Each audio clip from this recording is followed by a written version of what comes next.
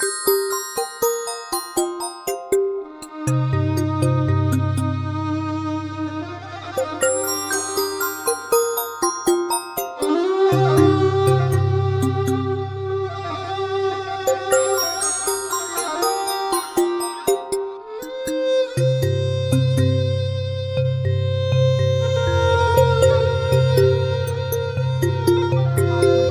ఇష్టం. అందుకు రోజు దండ గుచ్చి, దండలో ఒక 10 పువ్వులైనా గుచ్చి పరమాత్ముడికి వేస్తాను. ఇవే పువ్వులు విఘ్నేశ్వరుడికి కూడా ఇష్టమే. విఘ్నేశ్వరుడి చవితికి ఈ చెట్టుకున్న కాయల్ని జిల్లేడికాయలు అంటారు. అలాంటివి ఉండ్రాళ్ళు కూడా చేసుకుని లోపల కొబ్బరికూర పెట్టి అటు ఇటు ఉండ్రాళ్ళు పిండి పెట్టి నొక్కి అవి జిల్లేడికాయలని విఘ్నేశ్వరుడి దగ్గర పెట్టి పూజ చేసుకుంటారు. ఈ పువ్వులతోటి విఘ్నేశ్వరుడికి పూజ చేసిన పుణ్యమే. పరమాత్ముడికి పూజ చేస్తే ఇంక అంతకంట మహాభాగ్యం అంతకంట లేదు. ఈ జిల్లేడాకుల్లో దీపం పెట్టినా కూడా కార్తీక మాసంలో చాలా పుణ్యం దక్కుతుందని, మరి జన్మ ఉండదని కూడా పురాణాల్లో ఉన్నాయి.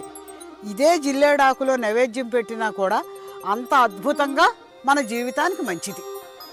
నాకు ఊహొచ్చినప్పటి నుంచి ఇలాగే ఉంది ఈ ఆలయం.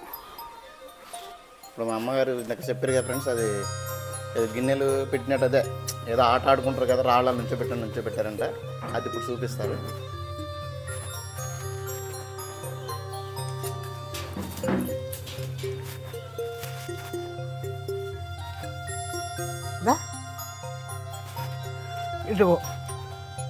ఇదో రాయి. ఇక్కడ సీతాదేవి అగ్నిలో దూకేసిన విగ్రహం ఉంది. శిల ఈ మూల. ఈ రాయి మీద ఇదో రాయి, ఈ పక్కన ఓ రాయి, ఇదో రాయి, ఇదో రాయి. ఈ చిచ్చుబోర్డు కింద సిమెంట్ గట్ట వాడలేదంటారు. వాడలేదు అసలు. ఏ సిమెంట్ కానీ మట్టి కానీ. ఇదిగో చూడన్న, ఇదిగో స్తంభం కింద 4 పలకలుగా రాయి ఉంది అంతే. దీని మీద స్తంభం, దీని మీద పలవకర్రలు బదులు చూడండి ఎలా పెట్టారు. ఇదొక కుందిలాగా సొంతంగా తయారు చేశారంట అప్పట్లో వాళ్ళు చోళరాజుల కాలంలో సొంతంగా చేసిన గుళ్ళే ఇవన్నీ.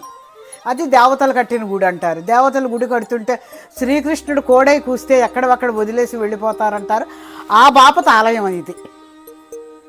చోళరాజు 600 సంవత్సరాల క్రితం నుంచి అప్పుడు తయారు చేస్తున్నారంట. అలా ఉంది. అప్పటి నుంచి ఈ గుడి నాకు ఊహొచ్చినప్పటి నుంచి, నాకు 76వ సంవత్సరం, నాకు ఊహొచ్చినప్పటి నుంచి ఈ ఆలయం ఇలాగే ఉంది నాన్న. మా పంతులు గారు చేసేవారు. మా పంతులు గారు కాలం చేశాక 13 ఏళ్ల నుంచి నేను వచ్చి చేస్తున్నాను. ఇదిగో చూడండి ఎక్కడికక్కడికి రాళ్ళు. అమ్మ ఇప్పుడు ఏమవ్వవు కదా? ఏమీ అవ్వండి అసలు. ఏ భయం లేదు అసలు. వీటికి భయపడవలసిన పని కూడా లేదు.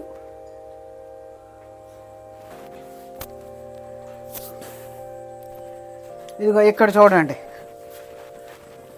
అనంత పద్మనాభ స్వామి.